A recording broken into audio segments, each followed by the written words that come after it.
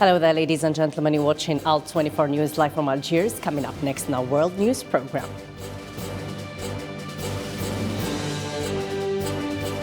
The 35th African Summit of Heads of States and Governments has started today, Saturday, at the headquarters of the African Union in the Ethiopian capital, Addis Ababa Plus.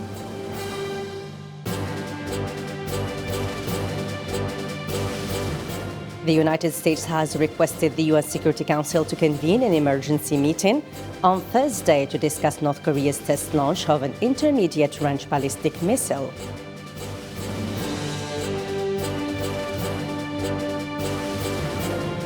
Also coming up in our World News program, Beijing Winter Olympics began despite being affected with ongoing public health and diplomatic challenges.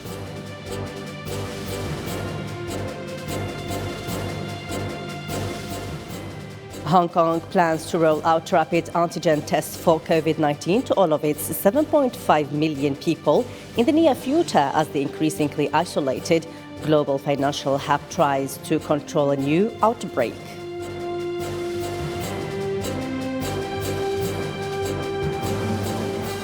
And the Biden administration restored some sanctions relief to Iran's atomic program as talks aimed at salvaging the suffering of 2015 nuclear deal enter a critical phase.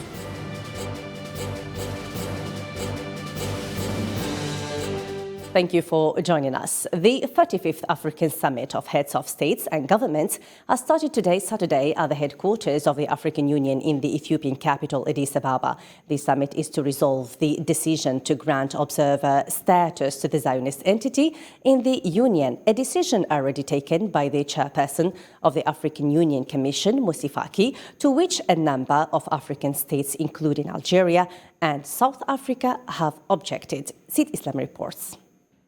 This weekend, African leaders will assemble at an African Union conference trying to coordinate a response to the COVID-19 epidemic, climate change, and a rush of military takeovers from Sudan to the Sahel region and the Zionist entities file. Over the last 18 months, the bloc has struggled to deal with 6 coups or attempted coups in Africa, and power grabs are high on the summit agenda. Peace and security is seriously threatened in several of our regions and within some member states.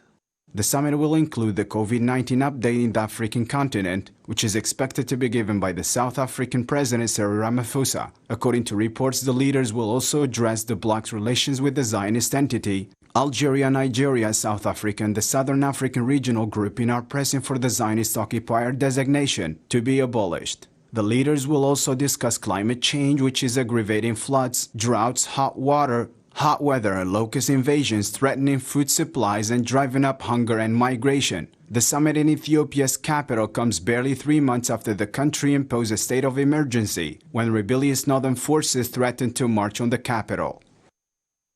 In the Malian capital, Bamako, thousands of anti-French demonstrators have gathered on Friday to celebrate the expulsion of the French ambassador. Last week, Mali gave the French ambassador 72 hours to leave the country after hostile and outrageous comments by France about its transitional government. More in this report by Nabil Khazini.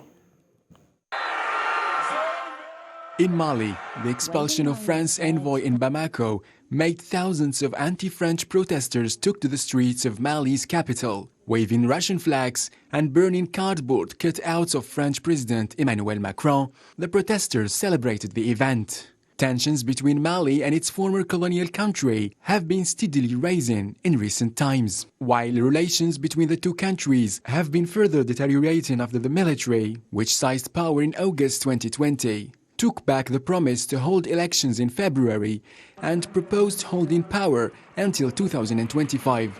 The failure to hold elections has led to punishing economic and financial sanctions imposed by French and other European Union countries. The European sanctions are a sign of ratcheting up the pressure, but simply follow what the Africans have done themselves. I think dialogue certainly is still an option, and that's the preferred course of action by both ECOWAS and the international community. Stability in the West African nation has worsened recently, with attacks on civilians and United Nations peacekeepers. Mali country continues to face challenges in trying to contain the crisis that erupted in 2012.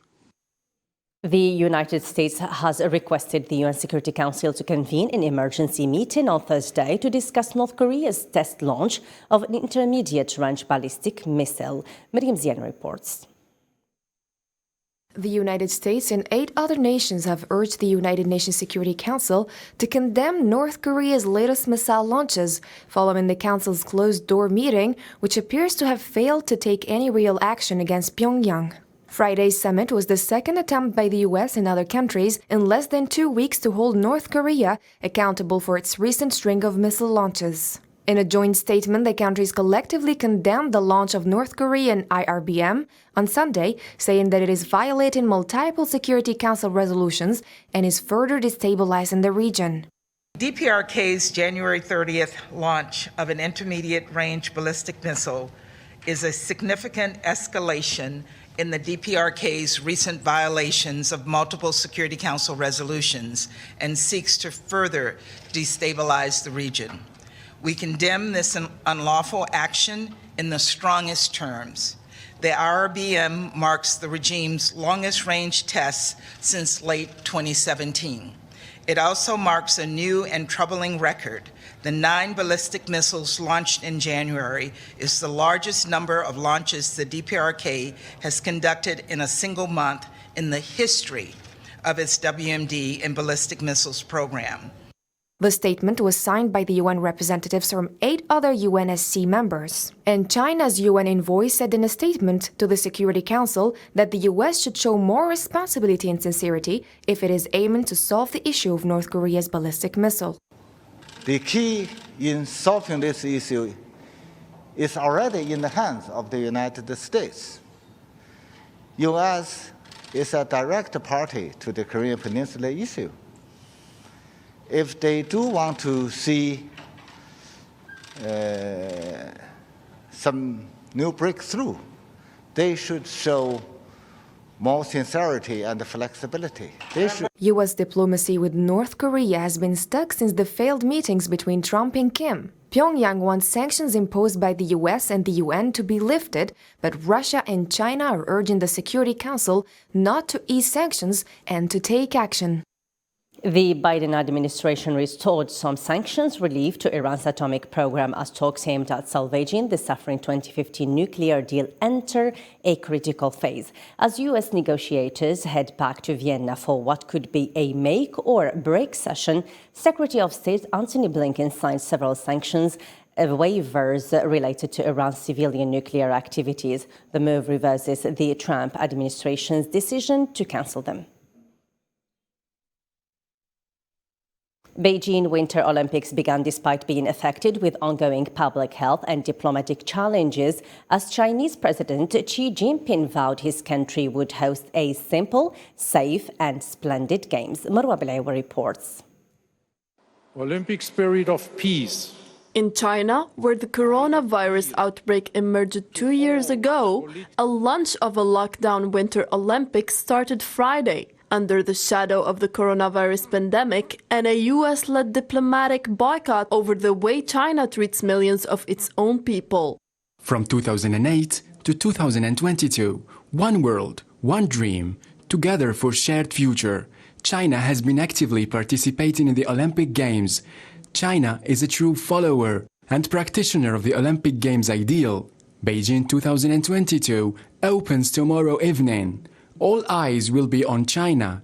China is ready. The opening ceremony began after Chinese President Xi Jinping met with Russian President Vladimir Putin in Beijing. President Putin expressed confidence in the success of Beijing Winter Olympics and said he looked forward to the performance of athletes from both countries. Pandemic prevention and control are really important. We strictly adhere to requirements. The biggest difficulty, though, is cooperating and communicating with the international teams. Millions of people in cities around Beijing were forced to stay indoors under snap lockdowns and subjected to frequent mass testing as part of the state's zero-COVID policy. The harsh approach has not managed to stave off infections, with dozens of cases confirmed among athletes and others within the closed-loop bubble that separates event participants, staff and media from the public. As Beijing Winter Games have begun officially, protests against the Games were held across the world. In San Francisco, a coalition of groups including people from Hong Kong, Tibet, and Uyghurs gathered at the Golden Gate Bridge and urged people not to watch the Games. Beijing is the only city that has hosted the Summer and Winter Olympics. In the summer event in 2008, China topped the golden medals table. The Games have been rocked by international calls for boycott over the Chinese government's human rights abuses. Protesters rallied today, Saturday, against French presidential election campaigner of far-right candidate Eric Zemmour. The protest has been called for by anti-racism activists and was promoted by Mayor of Lille, Martine Aubry. A number of previous events organized by Zemmour have resulted in violence between his supporters and opponents.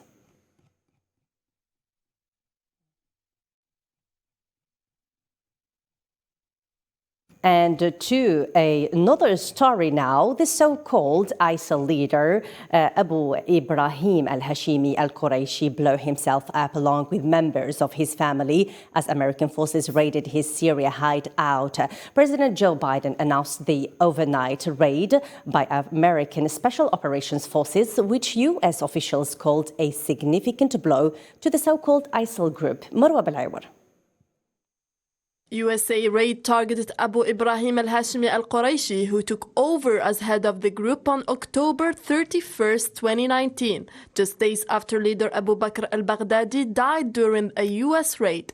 President Joe Biden said al-Qurayshi died as al-Baghdadi did by exploding a bomb that killed himself and members of his family, including women and children, as U.S. forces approached. About 50 U.S. Special Operations Forces landed in helicopters and attacked a house in a rebel-held corner of Syria, clashing for 2 hours with gunmen.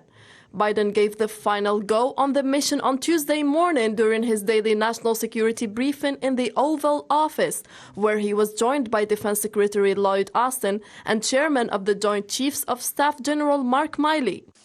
Operating on my orders, the United States military forces successfully removed a major terrorist threat to the world.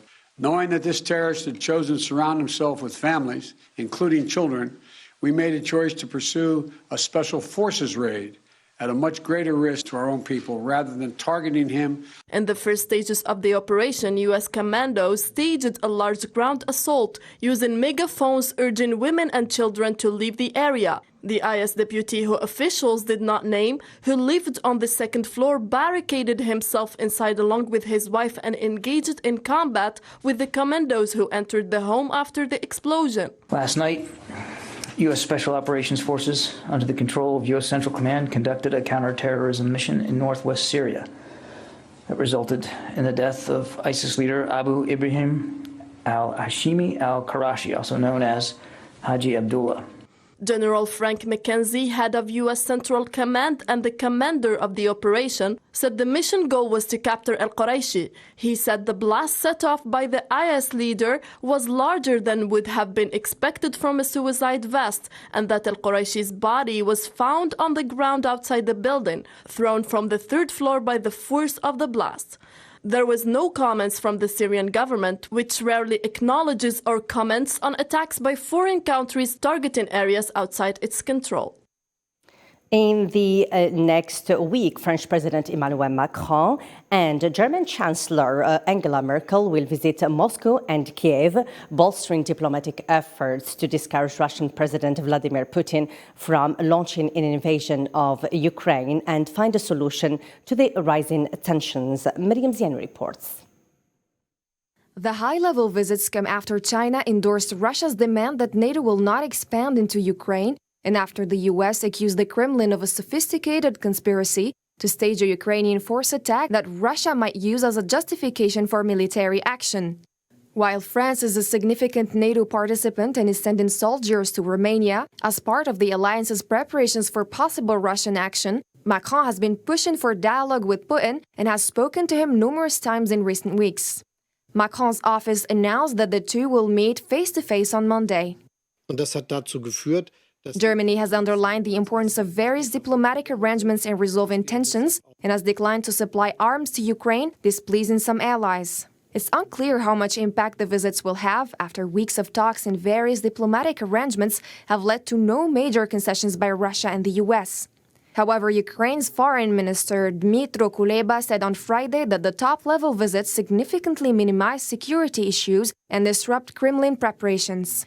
State Department spokesman Ned Price said Blinken emphasized the US and its partners' determination to impose fast and severe repercussions on Russia if it chooses to escalate. However, the Kremlin has denied that an invasion is planned and has demanded guarantees from the West that Ukraine would never join the Union and that NATO armaments will not be deployed near Russian borders. Advocates say despite congressional leaders' heated opposition, apartheid charge against Zionists will not go away. In Washington, D.C., a new bipartisan consensus appeared on Capitol Hill this week, condemning Amnesty International over its latest report. Marwa Belaywar again. An emerge of a new bipartisan agreement appeared on Capitol Hill this week, condemning Amnesty International over its report accusing Zionist entity of committing the crime of apartheid against Palestinians. In its February 1st report, Amnesty mentioned Zionist entity is committing the crime of apartheid towards Palestinians within the occupied Palestinian territories. Dozens of U.S. lawmakers, including legislators and heads of key committees in the House of Representatives and Senate, have released statements rejecting Amnesty's findings, as well as some accusing the group of fueling anti-Semitism. Amnesty International USA released a statement in response to congressional concerns earlier this week, stressing that the group's sole mandate is to document human rights abuses wherever they occur. The U.S. government is uniquely placed to meaningfully pressure Zionist authorities to repeal discriminatory laws and policies, issue reparations where appropriate, and uphold its obligations under international human rights and humanitarian law. It is also stated that its report does not argue that the situation in Palestine is the same or equivalent to the system of apartheid, oppression and domination as perpetrated in South Africa between 1948 and 1994. Palestinian rights advocates had been counting on the rise of progressives who have tried to push human rights issues to the fore within the Democratic Party to shake Washington's unconditional support for the Zionists. And rescue workers in Morocco have come closer to helping a young child trapped at the bottom of a well. The operation to save the 5-year-old Ryan, who fell in a 32-meter deep well in a sleepy Moroccan village for 5 days, reached a critical stage as Moroccans and others across North Africa eagerly follow the rescue on live streams. Zahra Farjani reports. A fourth day of continuous drilling operations take the breath of viewers around the world to save the 5-year-old Moroccan child Ryan, who has been stuck at the bottom of a 32 meters deep well since last Tuesday afternoon, battling death, desolation and cold. We are living a real tragedy in our area with our son Ryan. We ask Allah to hear good news that makes us all happy. The father of the child, Ryan, has dug the well for agricultural purposes years ago. However, the well has trapped his son. Here in the Chefchaouen province in Morocco, Ryan was playing like his peers before ending up in the well that is more than 30 meters deep. We ask Allah Almighty that the child Ryan is alive and that his family are strong and patient. Our hearts are with him. His mother faints from time to time while she awaits good news about her little one, and his grieving father follows with great concern the attempts of the rescue team to save Ryan from the depth of the well. With great caution, Moroccan rescue teams used a large iron tank to secure the manual digging of the horizontal port to retrieve the child Ryan from the rubble. A medical team specialized in resuscitation entered the tunnel to save Ryan. To another story now, Hong Kong plans to roll out rapid antigen tests for COVID-19 to all of its 7.5 million people in the near future as the increasingly isolated global financial hub tries to control a new outbreak. Zahra Farjani again. Hong Kong's leader Carrie Lam on Friday vowed to maintain its zero COVID-19 policy as it plans to increase virus testing amid record daily infections. Carrie Lam said during a news conference that the city would raise its testing rate to 200,000 daily and eventually aim for 300,000. I'm sure you feel that this latest outbreak is the worst we have seen in the past 2 years. We make this statement because of the following. First, we have over 100 local infected cases daily. For cases with an unknown source, the number is on the rise. Last Thursday, I said there was an accumulated 30 cases that have an unknown source. Now we have over 220 such cases. According to the government, Hong Kong has recorded 213 COVID-19 deaths and just over 1,400,000 cases since early 2020. Amid worries of invisible transmissions in the city, Lam said the government was obtaining tens of millions of rapid antigen tests, but did not specify when and how the government will deploy them for voluntary universal testing. We make a decision as to where lockdowns or compulsory testing actions will be put in place, taking into account all these different factors. Our strategy is still premised upon our very successful containment strategy that have been put in place in the past 2 years. Our objective is still dynamic zero or dynamic containment. We aim to cut the transmission chain as soon as possible. The Chinese-ruled city has followed mainland China in pursuing a dynamic zero-COVID policy aimed at suppressing coronavirus infections as soon as possible after they occur, bucking a global trend of living with the virus. In the United States, the Republican Party on Friday censored two of its own U.S. representatives, Liz Cheney and Adam Kinzinger, over their involvement in Congress' probe of former President Donald Trump's efforts to overturn the 2020 presidential election, and an attack led by his supporters on Capitol Hill. And we follow more in this report by Nabil Khazini. In a surprising step, the U.S. Republican Party officially announced that Donald Trump's attempt to overturn his 2020 election defeat and the deadly attack on the U.S. Capitol were a legitimate political discourse. Often these attacks fail, but one of the most important things that I thought about on that day was how does the establishment respond to this? How do mainstream parties respond to this? Because if we look throughout history, one of the major determinants of how a country rebounds from one of these kinds of events is there uniform condemnation across the political spectrum. The party even went further when the Republican National Committee approved a resolution to censor two of its members, Liz Cheney and Adam Kinzinger. This is due to their involvement in an investigation of January 6 invasion of the U.S. Capitol. After the vote, party leaders rushed to clarify that language, saying it was never meant to apply to rioters who violently stormed the Capitol in Trump's name. Liz Cheney and Adam Kinzinger crossed the line. They chose to join Nancy Pelosi in a Democrat-led persecution of ordinary citizens who engaged in legitimate political discourse that had nothing to do with violence at the Capitol.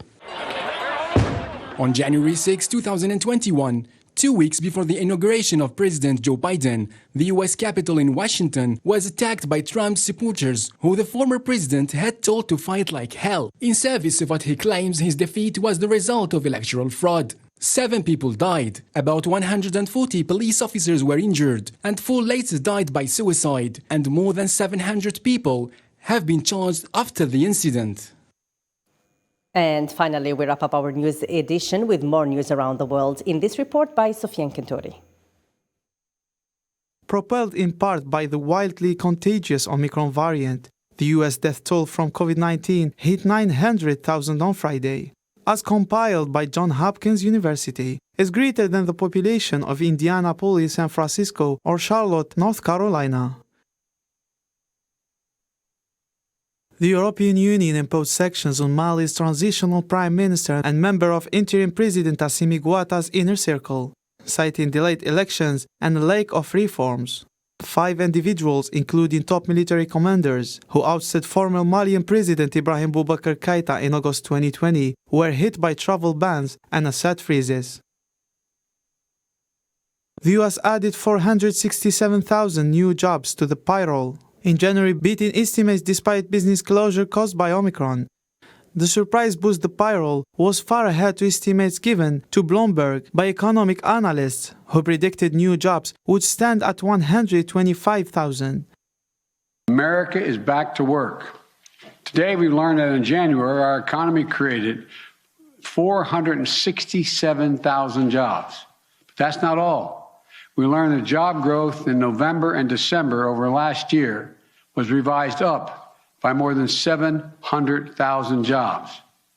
On top of that, 400,000 jobs on top of the 400,000 were previously reported.